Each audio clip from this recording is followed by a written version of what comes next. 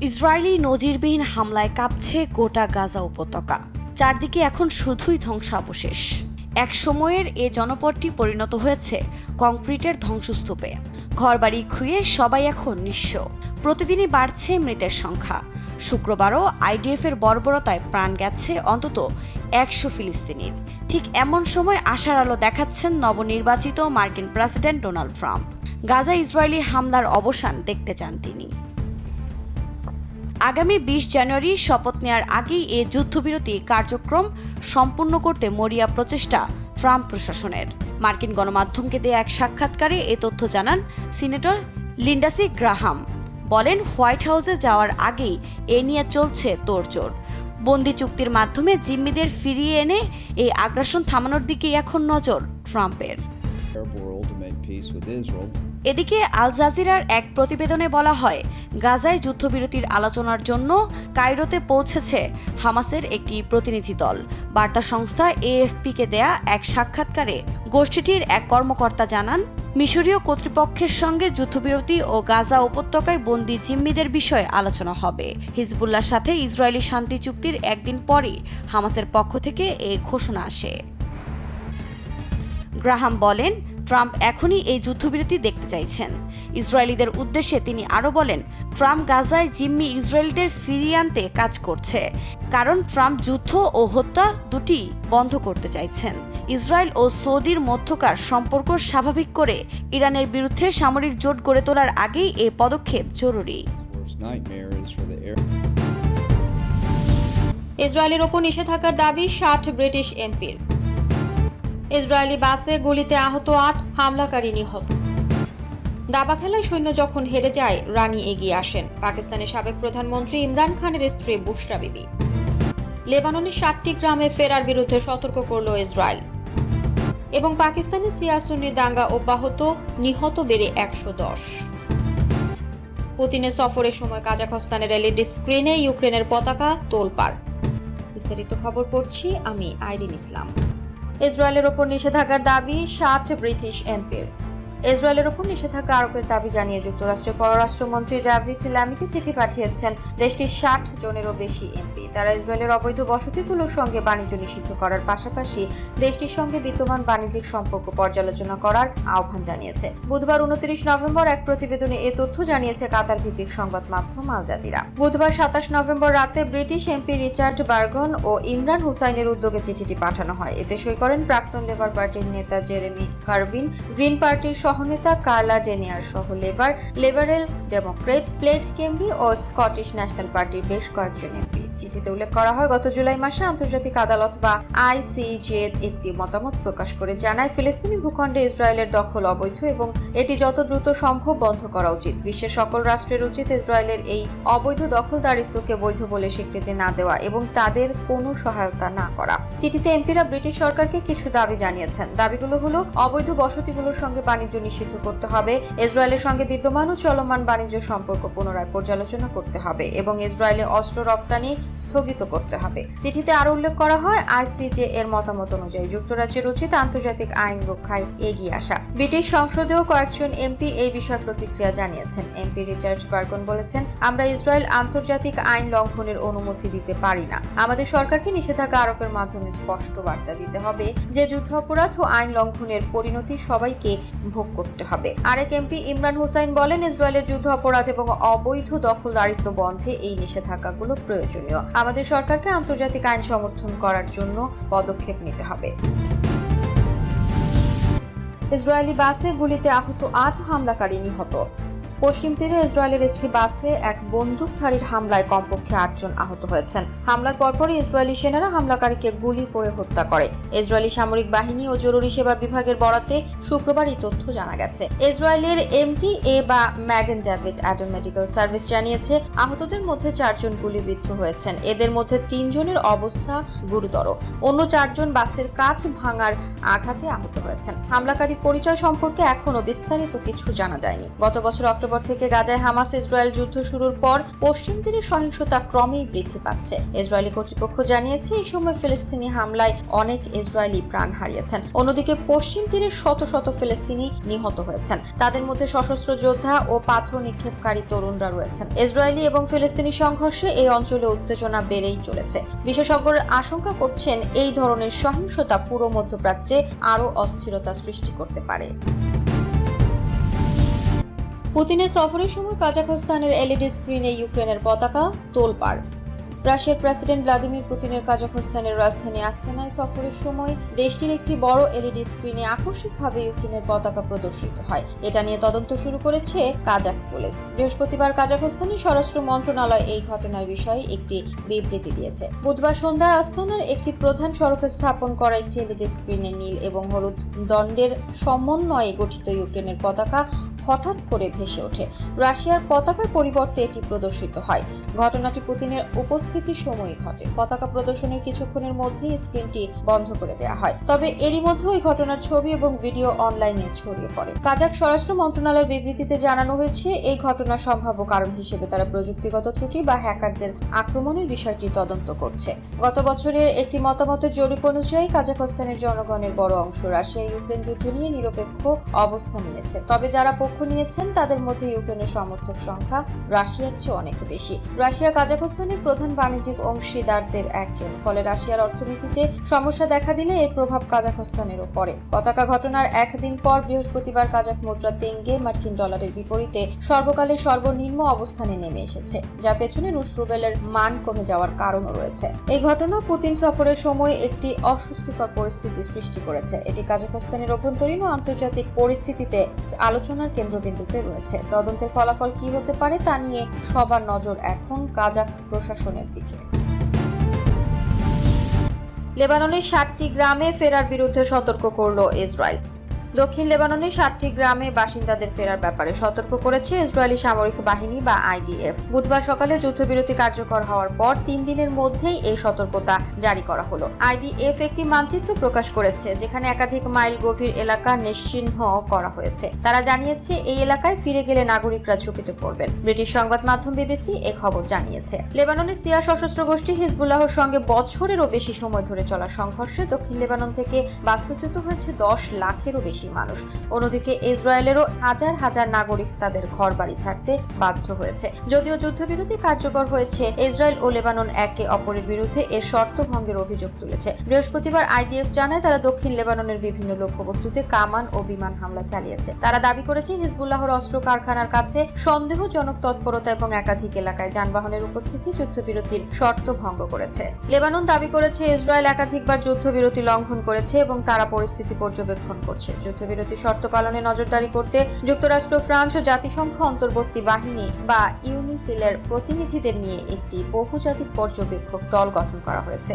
যুদ্ধবিরতির পর প্রথম সাক্ষাৎকারে ইসরায়েলের প্রধানমন্ত্রী বেনিয়ামিন নেতানিয়াহু বলেন, যুদ্ধবিরতি লঙ্ঘিত হলে হিজবুল্লাহর বিরুদ্ধে তীব্র যুদ্ধ চালানোর নির্দেশ তিনি আইডিএফকে দিয়েছেন। তিনি আরো বলেন, এই যুদ্ধবিরতি সংক্ষিপ্ত হতে পারে। যুক্তরাষ্ট্র ও ফ্রান্সের মধ্যস্থতায় হওয়া চুক্তির শর্ত অনুযায়ী ইসরায়েলি বাহিনী দক্ষিণ লেবানন থেকে সরে যাবে এবং লেবাননের সেনাবাহিনী সেখানে মোতায়েন হবে। ৬০ দিনের মধ্যে এই প্রক্রিয়া সম্পন্ন হবে। আইডিএফ এর মানচিত্রে চিহ্নিত এলাকা মনসুরি থেকে শুরু করে পূর্বের সেবা পর্যন্ত বিস্তৃত। বুধবার লেবাননের সেনাবাহিনী ও বাসিন্দাদের সতর্ক করেছে, ইসরায়েলি বাহিনী পুরোপুরি সরে না যাওয়া পর্যন্ত তারা যেন ওই এলাকায় না ফেরে। পাকিস্তানে শিয়া সুন্নি দাঙ্গা অব্যাহত, নিহত বেড়ে ১১০। পাকিস্তানের কুররাম জেলায় জাতিগত দাঙ্গা অব্যাহত রয়েছে। এতে নিহতের সংখ্যা বেড়ে ১১০ জনে দাঁড়িয়েছে। দেশটির কর্মকর্তাদের বরাত দিয়ে শুক্রবার ২৯ নভেম্বর এই তথ্য জানিয়েছে জিও নিউজ। জিও নিউজ বলছে, দাঙ্গায় আহতদের সংখ্যাও বেড়ে দাঁড়িয়েছে ১৫১ জনে। দেশটির জেলা প্রশাসন জানিয়েছে, সাম্প্রদায়িক দাঙ্গার কারণে পেশোয়ার পারাচিনার হাইওয়ে টানা ৮ দিন ধরে বন্ধ আছে। এতে দৈনন্দিন জীবন ও বাণিজ্য কার্যক্রম ব্যাহত হচ্ছে। রাস্তা বন্ধের কারণে আফগানিস্তানের সঙ্গে খারলাচি সীমান্তে বাণিজ্য কার্যক্রম বন্ধ আছে বলে নিশ্চিত করেছেন কুররামের ডেপুটি কমিশনার জাভেদুল্লাহ মেহসুদ। এতে ওই অঞ্চলটিতে অর্থনৈতিক প্রভাব পড়বে বলে প্রতিবেদনে বলা হয়েছে। এছাড়া এমন পরিস্থিতিতে ওই অঞ্চলে ইন্টারনেট ও মোবাইল পরিষেবাও বন্ধ করে দেওয়া হয়েছে। এতে বিপাকে পড়েছেন আঞ্চলিক বাসিন্দা। জিও নিউজের প্রতিবেদনে বলা হয়েছে, সেখানকার বিবাদমান গোষ্ঠীগুলো ১০ দিনের যুদ্ধবিরতিতে রাজি হয়েছে। এমন খবর আসার পর বৃহস্পতিবার আবার সংঘর্ষ হয়েছে। বিবিসি বলছে, আফগান সীমান্তের কাছে উপজাতি জেলা কুররামে সহিংসতার সূচনা হয়েছিল গত 21 নভেম্বর। সেই দিন শিয়া মুসলিমদের একটি গাড়ি বহরে একজন বন্দুকধারীর হামলার পর সহিংসতা শুরু হয়। এতে অন্তত 40 জন নিহত হওয়ার শুরু হয় প্রতিশোধমূলক পাল্টা হামলা। সেখানকার শিয়া সুন্নি মুসলিমদের মধ্যে কয়েক দশক ধরে ভূমি নিয়ে বিরোধের জেরে এ ধরনের সাম্প্রদায়িক সহিংসতা হয়ে আসছে। দাবা খেলায় সৈন্য যখন হেরে যায়, রানী এগিয়ে আসেন পাকিস্তানের সাবেক প্রধানমন্ত্রী ইমরান খানের স্ত্রী বুশরা বিবি। পাকিস্তানের সাবেক প্রধানমন্ত্রী ইমরান খানের স্ত্রী দুর্নীতির দায়ে ইমরান কারাগারে বন্দী। বুশরাও কারাগারে ছিলেন। গত মাসে তিনি মুক্তি পান। এর পরপরই রাজধানী ইসলামাবাদে শুরু হয় তুমুল বিক্ষোভ আন্দোলন। সেই আন্দোলনের অন্যতম গুরুত্বপূর্ণ মুখ হয়ে উঠেছেন বুশরা বিবি। ইসলামাবাদের আন্দোলনটা ইমরান খানের মুক্তির দাবিতে। এই আন্দোলনে যোগ দিতে গত সোমবার রাতে ইসলামাবাদের টি চক এলাকায় পৌঁছান ইমরানের দল পাকিস্তান তেহরিক-ই-ইনসাফ বা পিটিআই এর প্রায় 10,000 কর্মী সমর্থক। কিন্তু মঙ্গলবার রাতে আগে তাদের হটিয়ে দেন আইনশৃঙ্খলা রক্ষাকারী বাহিনীর সদস্যরা। এ সময় দুই পক্ষের সংঘর্ষে হতাহতের ঘটনাও ঘটে। আন্দোলনে অংশ নিয়েছিলেন বুশরাও। তিনি জনসম্মুখে এসেছেন। এর আগে এমন ঘটনা বিরল। এ বিষয়ে লাহোর ইউনিভার্সিটি অফ ম্যানেজমেন্ট সায়েন্সের রাষ্ট্রবিজ্ঞান বিভাগের সহযোগী অধ্যাপক আসমা ফাইজ বলেন, মনে করা হতো বুশরা একজন অরাজনৈতিক মানুষ, সেজন্য বিরোধীরা তাকে হুমকি বলে মনে করতেন না। তবে গত কয়েকদিনে আমরা বুশরার ভিন্ন রূপ দেখতে পাচ্ছি। বুশরার বিরুদ্ধে দুর্নীতি ও ইসলামী আইন ভঙ্গ করে ইমরান খানকে বিয়ের অভিযোগ আনে পাকিস্তান সরকার। ইসলামাবাদে আন্দোলনের আগে পিটিআই সমর্থকদের সঙ্গে প্রথমবারের মতো দেখা করেছিলেন বুশরা বিবি। ইমরান খানকে রক্ষার জন্য আহ্বান জানিয়েছিলেন। এরপর ইসলামাবাদে যখন আন্দোলনকারী ও নিরাপত্তা রক্ষাকারী বাহিনীর মধ্যে সংঘর্ষ চলছিল, তখন হঠাৎই একটি ট্রাকের ওপর দেখা যায় তাকে। তখন সবার নজর চলে যায় বুশরার দিকে। ট্রাকের ওপর থেকে পিটিআই সদস্যদের উদ্দেশ্যে চিৎকার করে বুশরা বিবি বলেন, আপনাদের একটি প্রতিশ্রুতি দিতে হবে, সেটি হলো ইমরান খান এখানে না আসা পর্যন্ত আপনারা চলে যাবেন না। ইসলামাবাদে আন্দোলন ঘিরে সংঘাতের জন্য বুশরার এই বক্তব্যকে দোষেন দেশটির স্বরাষ্ট্রমন্ত্রী মহসিন নাকভি। তিনি বলেছেন, এর জন্য শুধু বুশরা বিবিই দায়ী। ইমরান খানের বার্তাবাহক। রাজনৈতিক যাত্রাপথে আধ্যাত্মিক দিক নির্দেশনার জন্য বুশরা বিবির কাছে গিয়েছিলেন ইমরান খান। সেই সূত্রে তারা ঘনিষ্ঠ হন। এরপর 2018 সালে বিয়ে করেন। পাকিস্তানের রাজনীতিকে পরিবারতন্ত্র থেকে মুক্ত করার প্রতিশ্রুতি দিয়ে সে বছরই পাকিস্তানের প্রধানমন্ত্রী হন ইমরান। 2022 সালের এপ্রিলে পার্লামেন্টে অনাস্থা ভোটে হেরে ক্ষমতাচ্যুত হন ইমরান। এরপর চলতি বছর ফেব্রুয়ারিতে পাকিস্তানের জাতীয় নির্বাচনে কয়েকদিন আগে তার তৃতীয় স্ত্রী বুশরা বিবিকে গ্রেফতার করা হয়। তার বিরুদ্ধে দুর্নীতি ও ইসলামী আইন ভঙ্গ করে ইমরান খানকে বিয়ের অভিযোগ আনে পাকিস্তান সরকার। ওয়াশিংটন ভিত্তিক নীতি গবেষণা প্রতিষ্ঠান ওয়েলসন সেন্টারের দক্ষিণ এশিয়া ইনস্টিটিউটের পরিচালক মাইকেল কুগেলম্যান বলেন, ইমরান খানের সঙ্গে বুশরার সম্পর্কের কারণেই বিক্ষোভকারীদের কাছে তিনি বিশ্বাসযোগ্যতা পেয়েছেন। এই বিক্ষোভকারীরাই সেদিন ইমরানের মুক্তির দাবিতে ইসলামাবাদে বিক্ষোভ করেছেন। তবে বিক্ষোভে বুশরার ভূমিকার জেরে পিটিআই এর মধ্যে বিভেদ দেখা দিতে পারে বলে মনে করেন কুগেলম্যান। তিনি বলেন, বিক্ষোভে বুশরার উপস্থিতি বিতর্ক সৃষ্টি করতে পারে, কারণ দলের অনেক নেতার সঙ্গে তার দ্বন্দ্ব রয়েছে। এরপরও বুশরার এই ভূমিকা দলকে লক্ষ্যের দিকে এগিয়ে নিতে সহায়তা করবে। এটি এখন দলটির কাছে একটি গুরুত্বপূর্ণ অগ্রাধিকার। বুশরা দুই দিকে ধারযুক্ত একটি তরবারির মতো হয়ে উঠেছেন। একদিকে তিনি যেমন ইমরানের হয়ে কাজে লাগছেন, তেমনি একই সঙ্গে বোন আলিমার জন্য সুযোগ তৈরি করছেন।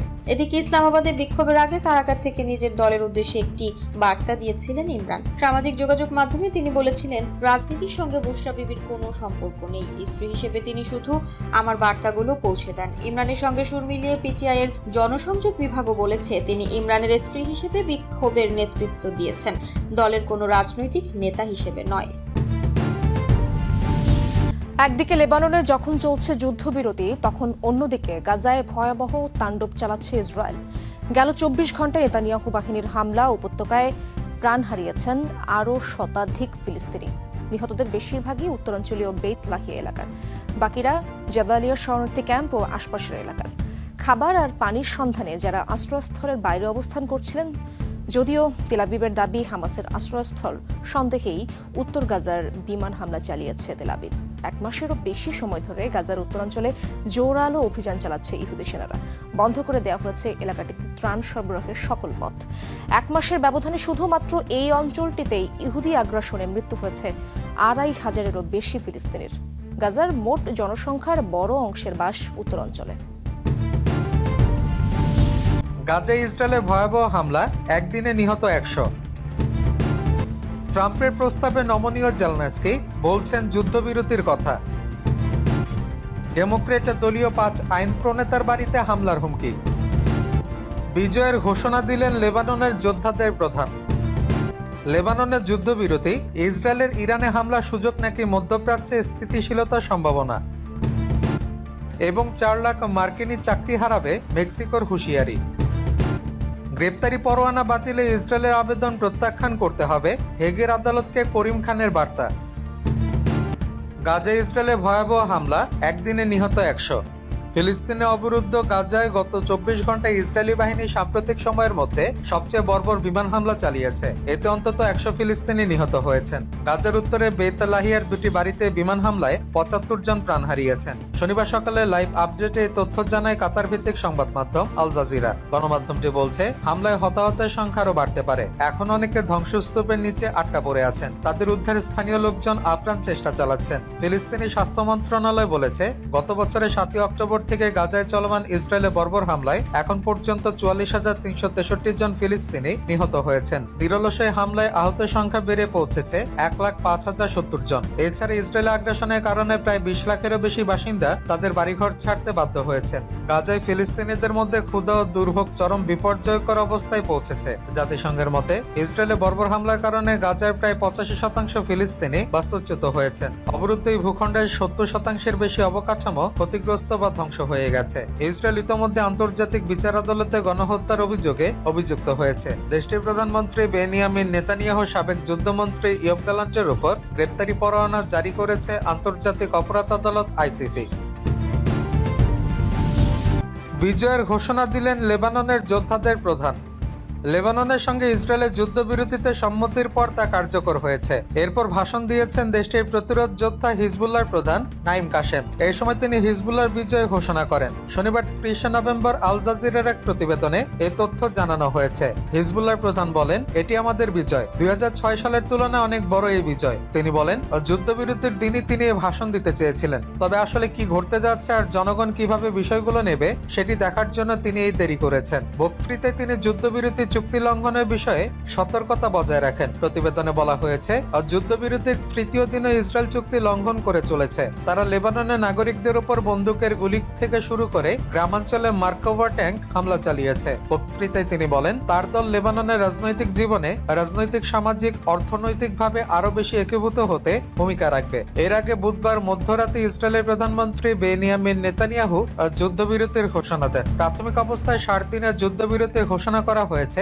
যা পরবর্তী সময়ে আরো বাড়ানো হতে পারে। নেতানিয়াহু বলেন, নিরাপত্তা মন্ত্রিসভা যুদ্ধবিরতি চুক্তিতে সম্মতি জানিয়েছে। তিনি হুঁশিয়ারি দিয়ে বলেন, হিজবুল্লাহ যদি চুক্তির শর্ত ভঙ্গ করে তাহলে ইসরায়েল তাদের বিরুদ্ধে তাৎক্ষণিক ব্যবস্থা নেবে। চুক্তি অনুসারে আগামী 60 দিনের মধ্যে লেবানন থেকে ইসরায়েল তাদের সব সেনা প্রত্যাহার করে নেবে। অন্যদিকে হিজবুল্লাহ সীমান্ত থেকে সরে লিটানি নদীর অপর প্রান্তে সরে যাবে। এছাড়া তারা নতুন করে কোনো অবকাঠামো নির্মাণ বা নিজেদের পুনরায় অস্ত্রশস্ত্রে সজ্জিত করতে পারবে না। নেতানিয়াহু দাবি করেন, বর্তমানে আগের মতো শক্তিশালী নেই হিজবুল্লাহ। ইসরায়েলি বাহিনী তাদের কয়েক দশক পিছিয়ে দিয়েছে। তেল আবিব যুদ্ধে লক্ষ্য পূরণ হয়েছে। এ সময় চুক্তি অমান্য করলে কঠোর জবাব দেওয়া হবে বলেও হুঁশিয়ারি দেন তিনি। গ্রেপ্তারি পরোয়ানা বাতিলে ইসরায়েলে আবেদন প্রত্যাখ্যান করতে হবে, হেগের আদালতকে করিম খানের বার্তা। ইহুদিবাদী ইসরায়েলের যুদ্ধবাজ প্রধানমন্ত্রী বেনিয়ামিন নেতানিয়াহু ও সাবেক যুদ্ধমন্ত্রী ইয়োব গ্যালান্টের বিরুদ্ধে আন্তর্জাতিক অপরাধ আদালত বা আইসিসি জারি করা গ্রেপ্তারি পরোয়ানা স্থগিত করার আবেদন প্রত্যাখ্যান করেছেন আদালতের চিফ প্রসিকিউটর করিম খান। শুক্রবার আদালতের ওয়েবসাইটে পোস্ট করা এক বিবৃতিতে তিনি বলেন, নেতানিয়াহু ইয়োব গ্যালান্টের বিরুদ্ধে জারি করা গ্রেপ্তারি পরোয়ানা স্থগিত করার জন্য ইসরায়েলের পক্ষ থেকে যে আবেদন জানানো হয়েছে তাকে অবশ্যই প্রত্যাখ্যান করতে হবে। এক ভিত্তিক আদালতের আপিল চেম্বারের প্রতি তিনি আহ্বান জানান। করিম খান বলেন, আইসিসির আইনের আওতায় আবেদন আইনগত শর্ত পূরণ করে না। তিনি উল্লেখ করেছেন, ইসরায়েল যে সিদ্ধান্তকে চ্যালেঞ্জ করছে তাতে এই পদ্ধতিগত তদন্তের বিষয়ে অভিযোগ ছাড়া আপিলের জন্য কোনো গ্রহণযোগ্যতা নেই। করিম খান বলেন, রোম সংবিধির 58 অনুচ্ছেদের আওতায় সিদ্ধান্ত ঘোষণার আগে ইসরায়েল আদালতের এখতিয়ার নিয়ে চ্যালেঞ্জ করতে পারে না। তিনি বলেন, আইসিসি যে সিদ্ধান্ত ঘোষণা করেছে তা শুধু কোনো সিদ্ধান্ত নয় এবং এর বিরুদ্ধে রোম সংবিধির 82 এক অনুচ্ছেদ অনুসারে সরাসরি আপিল গ্রহণযোগ্য নয়। কোনো কারণে প্রি ট্রায়াল থেকে ঘোষণা করা গ্রেপ্তারি পরোয়ানা বাতিল করার সুযোগ নেই। চলতি সপ্তাহের শুরুর দিকে ইসরায়েল আপিল চেম্বারে একটি আপিল দায়ের করে অভিযোগ করেছে আইসিসির তদন্ত এবং গ্রেপ্তারি পরোয়ানা প্রক্রিয়াগতভাবে ত্রুটিপূর্ণ ছিল। একই সাথে আপিল নিষ্পত্তির সময় গ্রেপ্তারি পরোয়ানা স্থগিত করারও দাবি করেছে তেল আবিব। গাজা উপত্যকার যুদ্ধাপরাধ ও মানবতা বিরোধী অপরাধের জন্য গত সপ্তাহে আইসিসি নেতানিয়াহু এবং গ্যালান্টের বিরুদ্ধে গ্রেপ্তারি পরোয়ানা জারি করে। আইসিসির আইন অনুযায়ী হেগ ভিত্তিক আদালত অভিযুক্ত ব্যক্তির অনুপস্থিতিতে বিচার পরিচালনা করেন এবং মামলা শুরু করার জন্য আসামিদের অবশ্যই শারীরিকভাবে উপস্থিত থাকতে হবে। সেই কারণে এই মামলার বিচার প্রক্রিয়া শুরু হলে নেতানিয়াহু ইয়োব গ্যালান্টকে আদালতে উপস্থিত হতে হবে। ডেমোক্রেট দলীয় 5 আইন প্রণেতার বাড়িতে হামলার হুমকি। নবনির্বাচিত রিপাবলিকান প্রেসিডেন্ট ডোনাল্ড ট্রাম্পের নিয়োগপ্রাপ্ত হোয়াইট হাউসের প্রেস সেক্রেটারি লেভিড ক্যারোলিন সহ মন্ত্রিসভার অন্যান্য সদস্যদের পর এবার বোমা হামলার হুমকি পেয়েছেন যুক্তরাষ্ট্রের কানেকটিকাট অঙ্গরাজ্যের 5 ডেমোক্রেটিক আইন প্রণেতা। শনিবার নিউ ইয়র্ক টাইমসের এক প্রতিবেদনে এই কথা বলা হয়েছে। এক বিবৃতিতে তারা বিষয়টি নিশ্চিত করেছেন। হুমকি পাওয়া আইন প্রণেতারা হলেন রিপ্রেজেন্টেটিভ জিম হিমস, জাহানা হেজ, জন লারসন, জো কার্টনি এবং সিনেটর ক্রিস মার্ফি। জানা গেছে কানেকটিকাট অঙ্গরাজ্যের ওই আইন প্রণেতার বাড়ির মেল বক্সে পাইপ বোমা রেখে যাওয়ার কথা বলে তাদেরকে ইমেল পাঠানো হয়। যদিও তাৎক্ষণিকভাবে পুলিশ তদন্ত শুরু করলে কোনো বিস্ফোরক খুঁজে পায়নি। তবে রহস্য উদ্ঘাটনে এখনো তদন্ত চলছে বলে জানিয়েছে অঙ্গরাজ্যটির পুলিশ। হুমকি দেওয়া হলে অনাকাঙ্ক্ষিত কিছু ঘটবে না এমন আশাবাদ ব্যক্ত করেছেন রিপ্রেজেন্টেটিভ জিম হিমস। তিনি বলেন, এদেশে রাজনৈতিক সহিংসতার কোনো স্থান নেই। এর আগে গত মঙ্গল ও বুধবার ডোনাল্ড ট্রাম্পের পরবর্তী প্রশাসনে মন্ত্রী পদে মনোনয়ন পাওয়া বেশ কয়েকজন ব্যক্তি ও তার হোয়াইট হাউসের দলের একাধিক সদস্যকে বোমা হামলার হুমকি দেওয়া হয়। লেবাননের যুদ্ধবিরতি, ইসরায়েলের ইরানে হামলার সুযোগ নাকি মধ্যপ্রাচ্যে স্থিতিশীলতার সম্ভাবনা। হিজবুল্লাহ ইসরায়েলের মধ্যে চলমান সামরিক সংঘাত বন্ধে অপ্রত্যাশিতভাবে 60 দিনের চুক্তি হয়েছে। এই চুক্তি মধ্যপ্রাচ্যে বড় প্রভাব ফেলতে পারে বলে জানিয়েছে ইসরায়েলীয় আরব সূত্রগুলো। যুক্তরাষ্ট্র ও ফ্রান্সের মধ্যস্থতায় ইরান রাশিয়া সমর্থিত সশস্ত্র গোষ্ঠী লেবাননে হিজবুল্লাহ ইসরায়েলের মধ্যে যুদ্ধবিরতি কিছুটা স্থিতিশীলতা আনতে পারে বলে মনে করছেন বিশেষজ্ঞরা। বিবদমান পক্ষগুলো যদি এই 60 দিনের যুদ্ধবিরতি মেনে চলে তাহলে কেবল হিজবুল্লাহকে ইসরায়েল সীমান্ত এলাকা থেকে সরিয়ে দেওয়া নয়, বরং লেবাননের সেনাবাহিনী পুনর্গঠনের সুযোগও তৈরি হবে। এই পুনর্গঠন যুক্তরাষ্ট্র ফ্রান্সের ঘনিষ্ঠ সহযোগিতায় হবে। এমনকি আরব দেশগুলো, বিশেষ করে সংযুক্ত আরব আমিরাত, সৌদি আরব এবং মিশরেতে অংশ নিতে পারে বলে ধারণা করা হচ্ছে। সামগ্রিকভাবে এই যুদ্ধবিরতি অঞ্চলটিতে স্বাভাবিক পরিস্থিতি ফিরিয়ে আনতে একটি বড় পদক্ষেপের হিসেবে দেখা হচ্ছে। তবে আশাবাদ অন্য আঞ্চলিক শক্তিগুলোর পদক্ষেপে বাধাগ্রস্ত হতে পারে। ইসরায়েলি সূত্রগুলো জানিয়েছে, নেতানিয়াহু সরকারের যুদ্ধবিরতি সমর্থনে একটি কারণ হলো ইসরায়েলি সশস্ত্র বাহিনীকে কয়েক সপ্তাহের মধ্যে পুনর্গঠন ও উন্নত করা। ইসরায়েলি সামরিক বিশ্লেষকদের মতে ইসরায়েলের যুদ্ধ মন্ত্রিসভা শিগগিরই ইরানের বিরুদ্ধে সম্ভাব্য পদক্ষেপ নিয়ে আলোচনা করবে। বেশিরভাগ ইসরায়েলির কাছে ইসরায়েল ও ইরানের মধ্যকার সংঘাত এখনো সমাধান হয়নি। লেবানন ছেড়ে যাওয়ার পর বিশেষ করে হিজবুল্লাহর অবকাঠামো ক্ষেপণাস্ত্র ক্ষমতার একটি বড় অংশ ধ্বংস করার পর ইসরায়েলি প্রতিরক্ষা বাহিনী ইরানের বিরুদ্ধে নতুন অভিযান চালানোর জন্য প্রস্তুত হতে পারবে। সম্প্রতি ইরানে ইসরায়েলি হামলার পর দেশটির আকাশসীমা দুর্বল হয়ে পড়েছে বলেই অনুমান। ফলে ইরানের সামরিক হুমকি ও পারমাণবিক প্রকল্প মোকাবেলার সুযোগ তৈরি হয়েছে। এক ইসরায়েলি সূত্র জানিয়েছে, ইসরায়েল ও হিজবুল্লাহর মধ্যে যুদ্ধবিরতিতে ইসরায়েলের ইরানের বিরুদ্ধে সামরিক পদক্ষেপের সুযোগও রাখা হয়েছে। তবে শর্ত ছিল ইসরায়েলকে আগে থেকে যুক্তরাষ্ট্রকে সতর্ক করতে হবে। বাস্তবতার আলোকে চুক্তি এই ইসরায়েলকে রাশিয়া, সৌদি আরব সহ ওপেক প্লাসের দেশগুলোর সঙ্গে আলোচনায় যুক্ত হওয়ার সুযোগ দেবে। ওপেক প্লাসের বৈঠক 1 ডিসেম্বর থেকে পিছিয়ে 5 ডিসেম্বর করা হয়েছে এবং 2025 সাল পর্যন্ত জ্বালানি তেল উৎপাদন কমানোর সিদ্ধান্ত নেওয়া হয়েছে। এতে বৃহত্তর সংযোগের ইঙ্গিত মিলছে।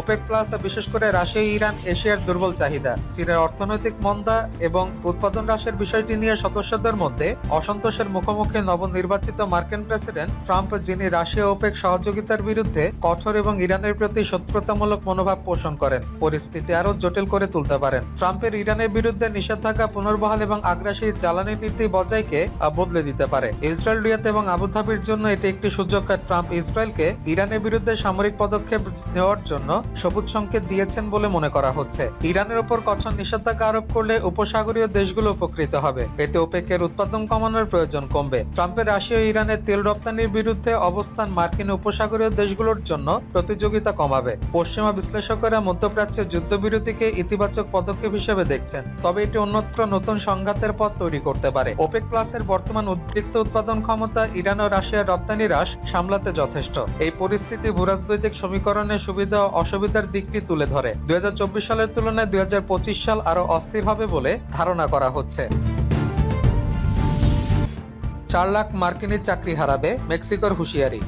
নবনির্বাচিত মার্কিন প্রেসিডেন্ট ডোনাল্ড ট্রাম্পের প্রস্তাবিত আমদানি শুল্ক আরোপের ফলে যুক্তরাষ্ট্রে অন্তত 4 লাখ লোকের কর্মসংস্থান হুমকির মুখে পড়বে বলে সতর্ক করেছে মেক্সিকো। বৃহস্পতিবার 28 নভেম্বর এক সংবাদ সম্মেলনে মেক্সিকোর প্রেসিডেন্ট ক্লোদিয়া শেইনবাউম এবং অর্থমন্ত্রী মার্সেলো এবার্ড এই হুঁশিয়ারি দিয়েছেন। শেইনবাউম বলেন, যুক্তরাষ্ট্র যদি শুল্ক আরোপ করে তাহলে মেক্সিকো পাল্টা শুল্ক আরোপ করবে। সম্প্রতি ট্রাম্প বলেছেন, ক্ষমতা গ্রহণের প্রথম দিনে চীন, কানাডা, মেক্সিকো থেকে আমদানিকৃত পণ্যের ওপর 25% শুল্ক আরোপের ঘোষণা দেন। তারই জবাবে মেক্সিকোর প্রেসিডেন্ট এমন ইঙ্গিত দিয়েছেন। মেক্সিকো অর্থমন্ত্রী এব্রার্ড বলেছেন, নতুন এই শুল্কযুক্ত মার্কিন কর্মীদের ওপর বিরাট প্রভাব ফেলবে। মেক্সিকোতে উৎপাদিত গাড়ির নির্মাতাদের পরিসংখ্যান উদ্ধৃতি দিয়ে তিনি জানিয়েছেন, এর ফলে যুক্তরাষ্ট্রের প্রায় 4 লাখ মানুষের চাকরি হারাবে। শুধু কর্মসংস্থানই নয়, ভোক্তাদের উপর এই শুল্ক বৃদ্ধির প্রভাব পড়বে বলে মেক্সিকান অর্থমন্ত্রী উল্লেখ করেছেন। ট্রাম্পের প্রস্তাবে নমনীয় জেলনেস্কি বলছেন যুদ্ধবিরতির কথা। ডোনাল্ড ট্রাম্প মার্কিন প্রেসিডেন্ট নির্বাচিত হওয়ার পরপরই একরকম লেখা হয়ে গিয়েছিল ইউক্রেনের যুদ্ধের ফল। এরপরও বিদায়ী প্রেসিডেন্ট জো বাইডেন চেষ্টা স্বরূপ ইউক্রেনকে মার্কিন অস্ত্র ব্যবহারের অনুমতি আর্থিক সহায়তা দিয়েছিলেন। তাতেও দমে যায়নি রাশিয়া। ইউক্রেনে হামলা অব্যাহত রেখেছে রুশ সেনারা। আর এর মধ্যে ইউক্রেন যুদ্ধ প্রসঙ্গে নতুন প্রস্তাব দিয়েছে ট্রাম্প প্রশাসন। আর তা মেনে নিয়ে এখন যুদ্ধবিরতির কথা ভাবতে শুরু করেছে ইউক্রেনের প্রেসিডেন্ট ভলোদিমির জেলনেস্কি। এই প্রথম যুদ্ধবিরতি প্রসঙ্গে যুক্তরাজ্যের সংবাদ মাধ্যম স্কাই নিউজের শীর্ষ প্রতিবেদক স্টুয়ার্ট রামসকে একটি সাক্ষাৎকার দিয়েছেন তিনি। তার আগে ট্রাম্প প্রশাসন জেলনেস্কিকে প্রস্তাব জানিয়েছিল, গত প্রায় 3 বছরের যুদ্ধে ইউক্রেনের যেসব অঞ্চল রুশ বাহিনী দখল করেছে সেসব অঞ্চলের নিয়ন্ত্রণ যদি রুশ বাহিনীর হাতে ছেড়ে দেওয়া হয় তাহলে ইউক্রেনকে যুক্তরাষ্ট্রের নেতৃত্বাধীন জোট নেটো সদস্য পদ দেওয়া হবে। সেই প্রস্তাবে এখন মেনে নেওয়ার কথা ভাবছে জেলনেস্কি। তিনি বলেন, আমরা যদি এই যুদ্ধের সহিংসতা ধ্বংসযজ্ঞ বন্ধ করতে চাই এবং ইউক্রেনের যেসব অঞ্চল এখন আমাদের নিয়ন্ত্রণে রয়েছে সেসবের নিরাপত্তা নিশ্চিত করতে চাই, সেক্ষেত্রে আমাদের নেটোর আশ্রয়ে যাওয়া প্রয়োজন। তিনি আরো বলেন, আমরা প্রথমে নেটোর ছাতার তলায় যেতে চাই, তারপরে ইউক্রেনের যেসব অঞ্চল বেদখল হয়েছে সেগুলো পুনরুদ্ধারে কূটনৈতিক পন্থায় অগ্রসর হতে চাই। আমার মনে হয় এটা সম্ভব। তবে ইউক্রেনের যেসব অঞ্চল রাশিয়া দখল করেছে সেগুলোকে আমরা রুশ ভূখণ্ড হিসেবে স্বীকৃতি দিতে পারি না। এটা অসম্ভব এবং ইউক্রেনের সংবিধানকারী।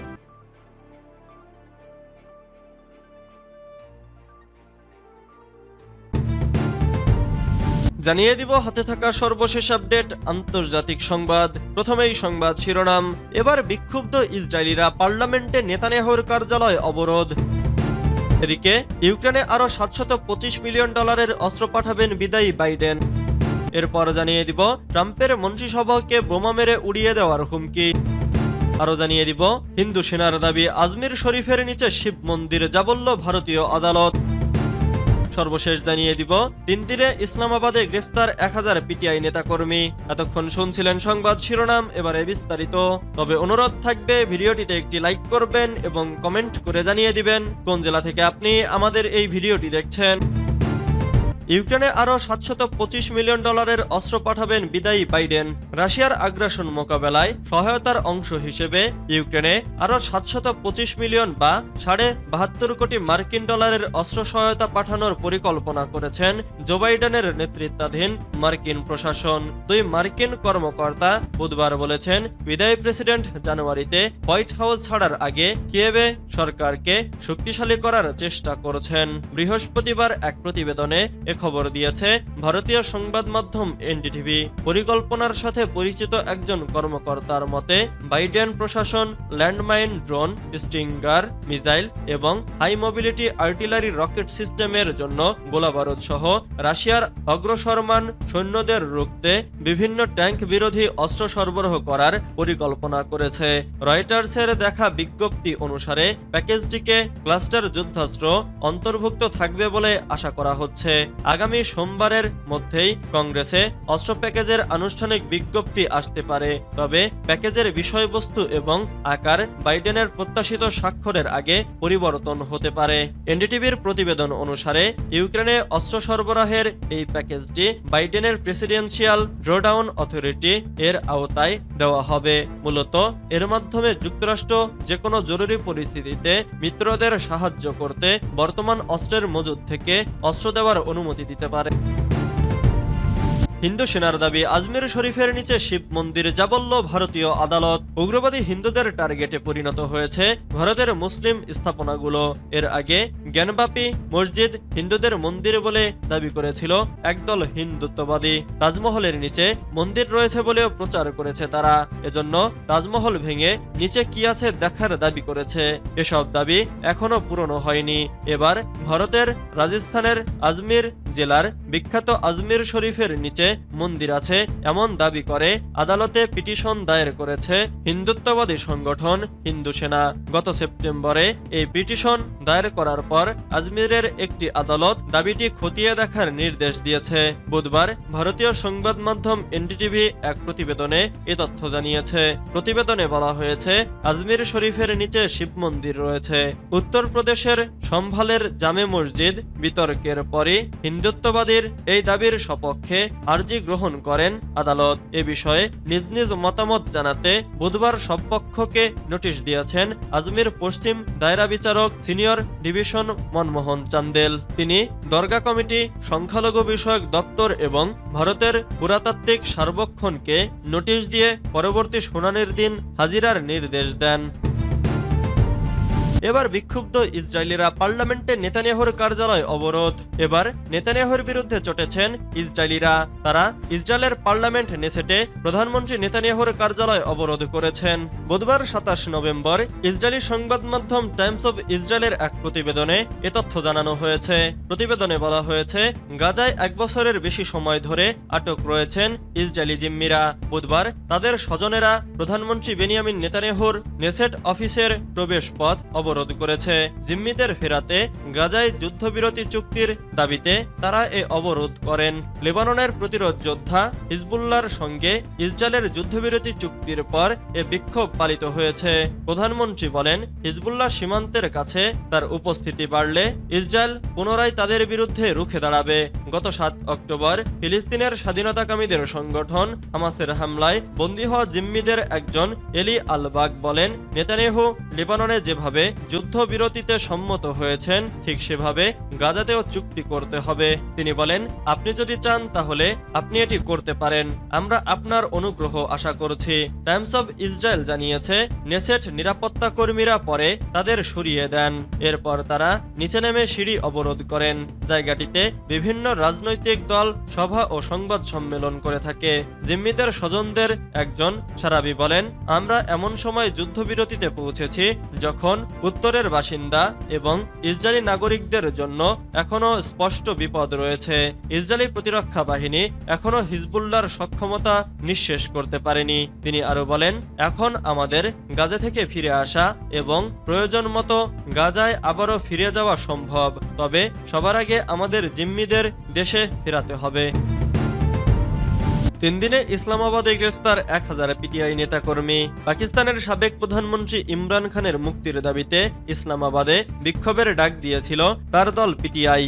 আর সেই বিক্ষোভের ঘটনায় 3 দিনে প্রায় 1000 বিক্ষোভকারীকে গ্রেফতার করেছে ইসলামাবাদ পুলিশ। বুধবার ইসলামাবাদ পুলিশ এই তথ্য নিশ্চিত করেছে।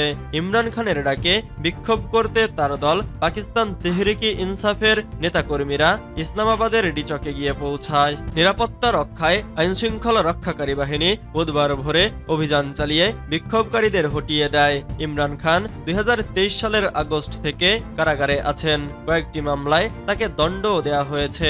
এ কারণে তিনি গত ফেব্রুয়ারি জাতীয় নির্বাচনে অংশ নিতে পারেননি। এই নির্বাচনে ব্যাপক কারচুপির অভিযোগ করেছেন তিনি। নির্বাচনের পর থেকে পিটিআই সরকারি দমনপীড়ন উপেক্ষা করে নিয়মিত সভা সমাবেশ করেছে। নির্বাচনের পর রাজধানীতে পিটিআই এর গত মঙ্গলবারের সমাবেশটি ছিল সবচেয়ে বড়। পিটিআই এর 10,000-এর বেশি বিক্ষোভকারী ইসলামাবাদে প্রবেশ করেছিলেন। এক্ষেত্রে তারা নানা বাধা বিপত্তি ও সমাবেশ করার ওপর দেওয়া নিষেধাজ্ঞা উপেক্ষা করেছিলেন। বিক্ষোভ ঠেকাতে ইসলামাবাদে আইনশৃঙ্খলা রক্ষাকারী বাহিনীর বিপুল সংখ্যক সদস্য মোতায়েন করা হয়। ট্রাম্পের মন্ত্রিসভাকে বোমা মেরে উড়িয়ে দেওয়ার হুমকি। যুক্তরাষ্ট্রের প্রেসিডেন্ট নির্বাচনে জয় পেয়েছেন সাবেক মার্কিন প্রেসিডেন্ট ডোনাল্ড ট্রাম্প। এরপর নতুন সরকারের মন্ত্রিসভায় বিভিন্ন জনের নাম সামনে আসছে। এরই মধ্যে ট্রাম্পের মনোনীত বেশ কয়েক মন্ত্রীকে বোমা হামলার হুমকি দেওয়া হয়েছে। বৃহস্পতিবার 29 নভেম্বর বিবিসির এক প্রতিবেদনে এ তথ্য জানানো হয়েছে। মার্কিন কেন্দ্রীয় গোয়েন্দা সংস্থা FBI জানিয়েছে তাদের নজরে এ ধরনের বেশ কয়েকটি হুমকি ও ভুয়া ফোন কল এসেছে।